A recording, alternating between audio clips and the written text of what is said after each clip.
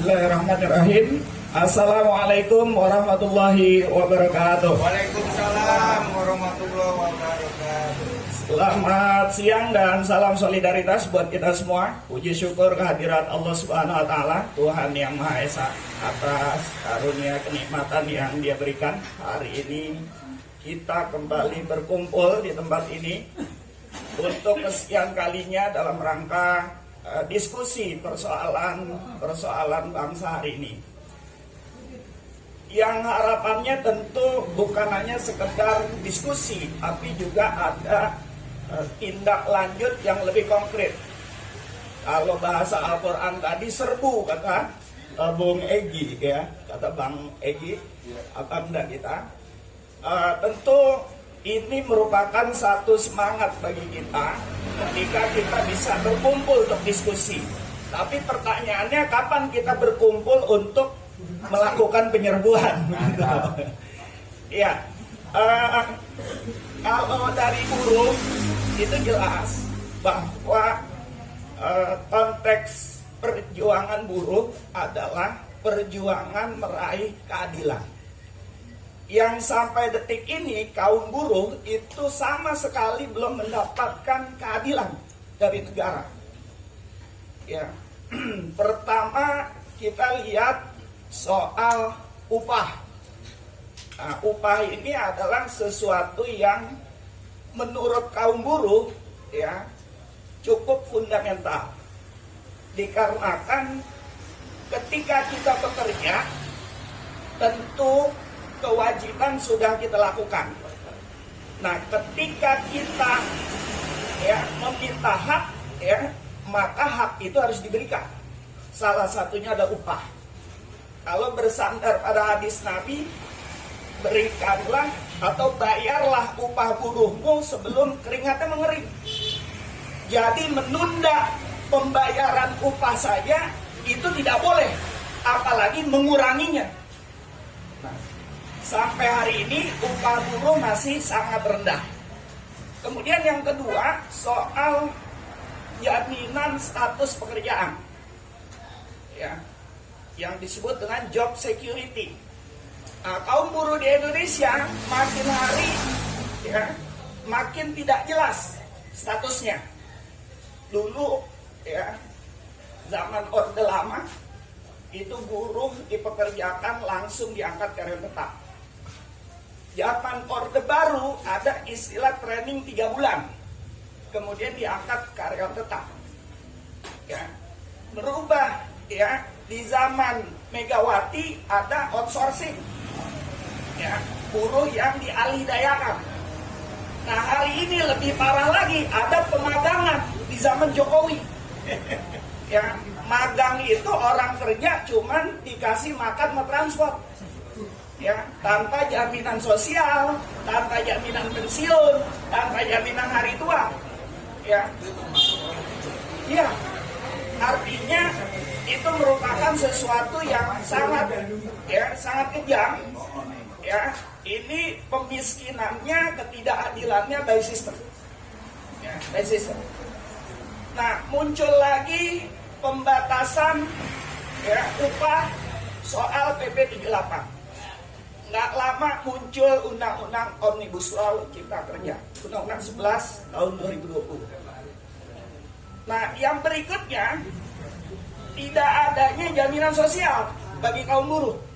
Ya, karena akibat tadi fleksibilitas ya, labor ya,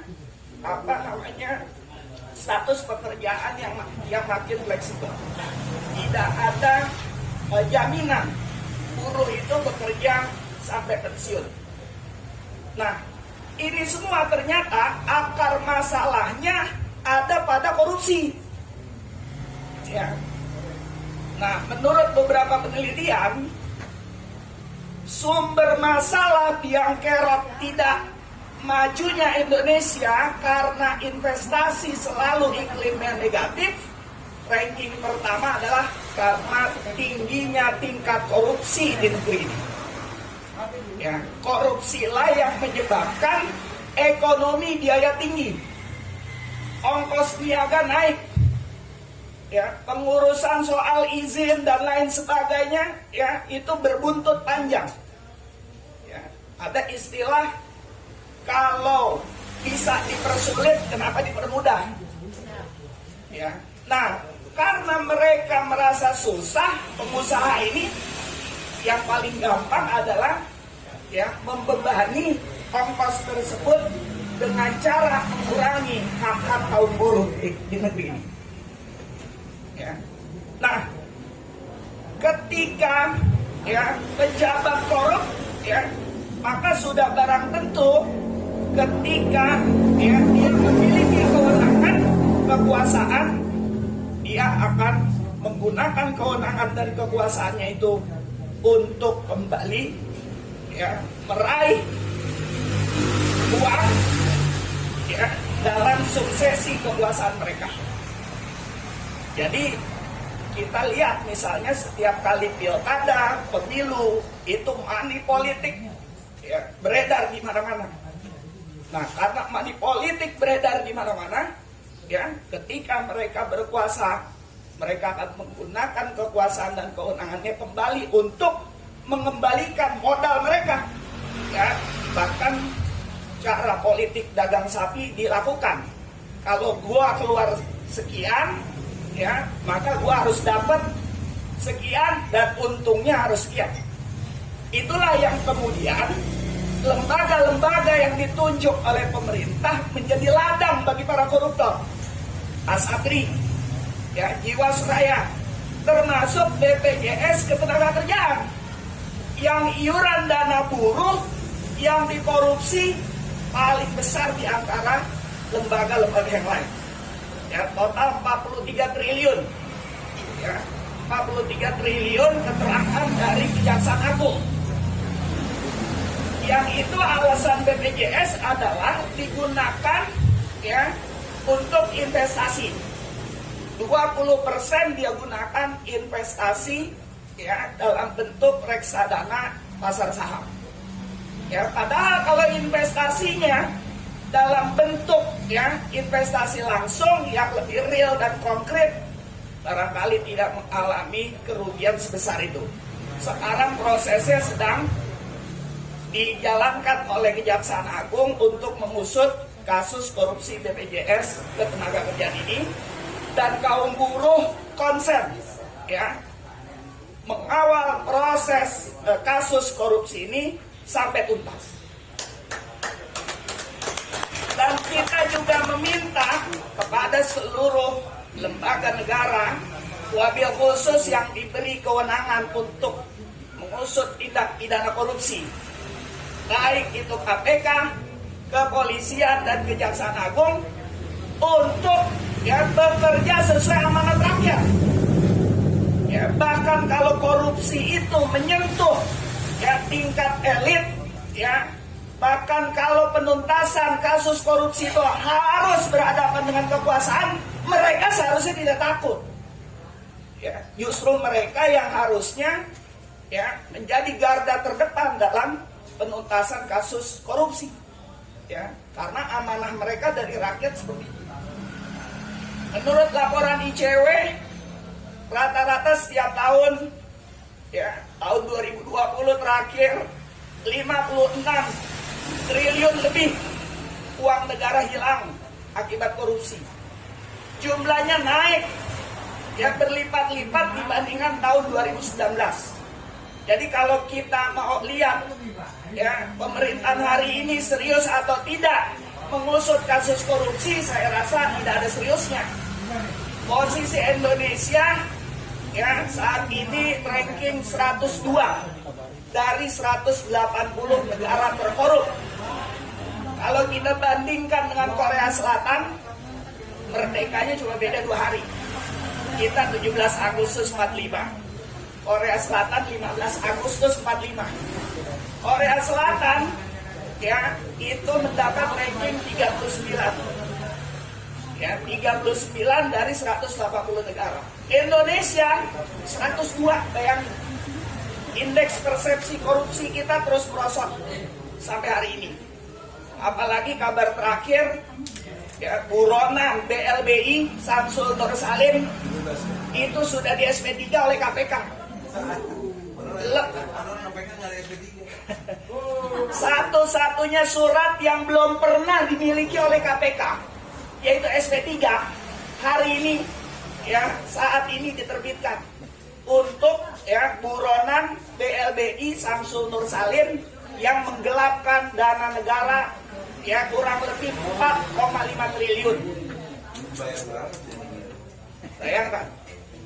Jadi bagaimana kita mau optimis ya terhadap penuntasan atau pemberantasan kasus korupsi di negeri ini.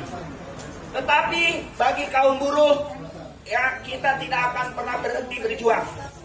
Dan sekaligus melalui forum ini ya kami mengajak kepada seluruh kawan-kawan, para senior, abangda ya dan lain sebagainya untuk bersama-sama kita berjuang.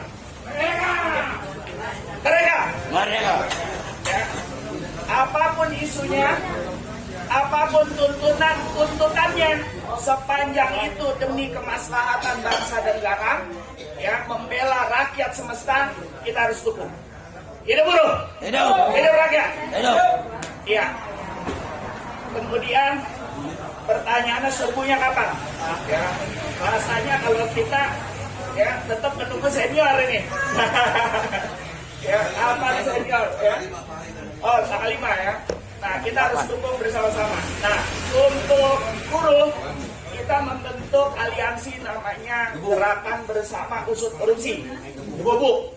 Dan kita akan aksi di KPK tanggal 8 April, hari Kamis.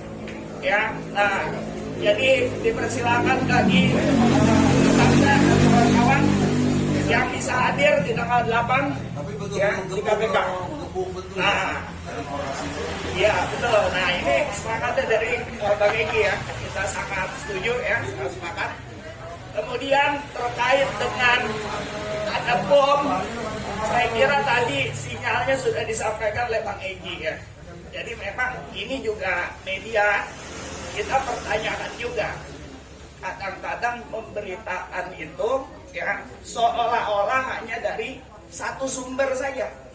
Ya, dari atas doang, dari bawah nggak diberitain. Ya, dari bawah nggak diberitain. Nah, soal bergeser opininya, ya memang begitu dinamika pemberitaan. Mungkin kawan-kawan pers yang lebih paham. Tapi menurut ya apa namanya penglihatan yang kami tahu, ya sebetulnya teroris sih sebetulnya Bang ada dua ya. Yang pertama teroris against the state, teroris yang lawan negara. Tapi ada juga state create the terrorism. Ya, negara justru yang menciptakan ya terorisme. Ya, dengan cara apa? Dengan cara memperlakukan ketidakadilan bagi rakyatnya. Saya kira ini dulu ya prolog dari saya karena masih ada pembicara kawan-kawan senior yang lain. Terima kasih. Kurang lebihnya saya mohon maaf. Billahi taufiq wal hidayah. Assalamualaikum warahmatullahi wabarakatuh.